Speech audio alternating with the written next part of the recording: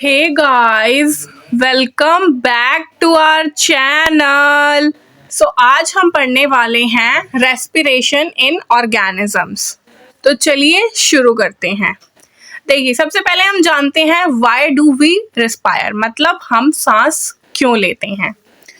All the organisms are made up of small structural and functional units called cells.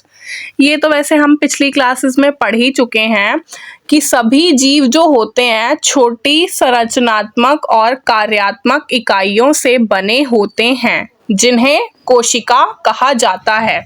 For example, जैसे हम कोई घर या building बनाते हैं, उसके लिए हम क्या इस्तेमाल करते हैं? सबसे छोटी चीज ईंटें।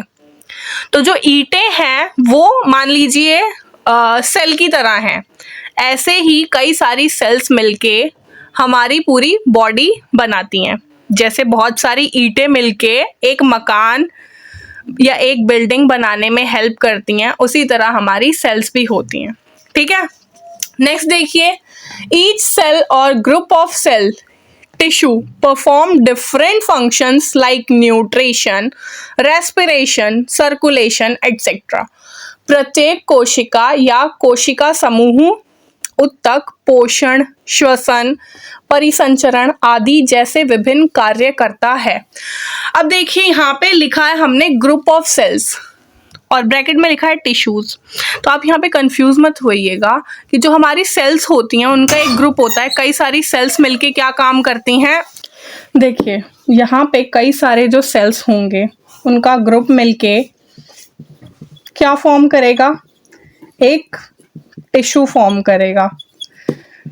अब ये जो सेल होंगे इनका जो है पर्टिकुलर फंक्शन होगा, मतलब इनका फंक्शन जो है डिफाइंड होगा कि ये क्या काम करेंगे। फॉर एग्जाम्पल, हम कह देते हैं कि ये डाइजेस्टिव सिस्टम का पार्ट है, तो इनका काम क्या होगा? डाइजेशन। ठीक है, जब इनका फंक्शन डिफाइन हो गया तब हम इन्हें क्या कह रहे हैं? टिश्यू यानी उत्तक। ठीक है,